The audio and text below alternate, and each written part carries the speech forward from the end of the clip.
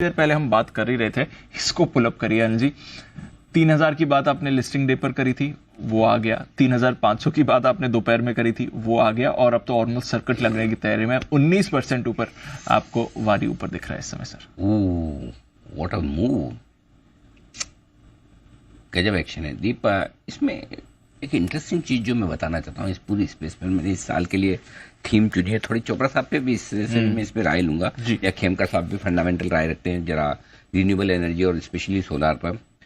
बहुत सारे आईपीओ आ रहे हैं, कई लोगों को लग रहा है कि महंगे भी हैं, कई लोगों को लग रहा है कि इतना तगड़ा रेस्पॉन्स कैसे मिल रहा है। देखिए वारी तो ऑल टाइम हाई एप्लीकेशन है, राइट? Correct sir. इन्होंने तो वैल्यूएशन बहुत ही सस्ता कहते हैं। मैंने कहा बड़े लिस्टिंग गेन के लिए आप पैसा लगाइए। करेक्ट। दूसरे आईपीओ भी आ रहा है, एक में भी हम कल मैनेजमेंट से बात करेंगे। प्रीमियर एनर्जी आया था, आपको याद है, मैंने कहा था कि ये बहुत तगड़ा रहेगा आईपीओ। प्रीमियर एनर्जी भी एक बार स्टॉक लेके आई है, बहुत बढ़िया, बहुत बढ़िया है। और बढ़िया लिस्टिंग के बाद से लगातार इस स्पेस में ना आप पास्ट वैल्यूएशन देखकर आप किसी स्टॉक को डिसाइड ही नहीं कर पाएंगे, ले ही नहीं पाएंगे। सिमिलरली एक बॉन्ड डाटा भी कंपनी थी जिस पे हमने बात की थी, वो ईपीसी वाली कंपनी।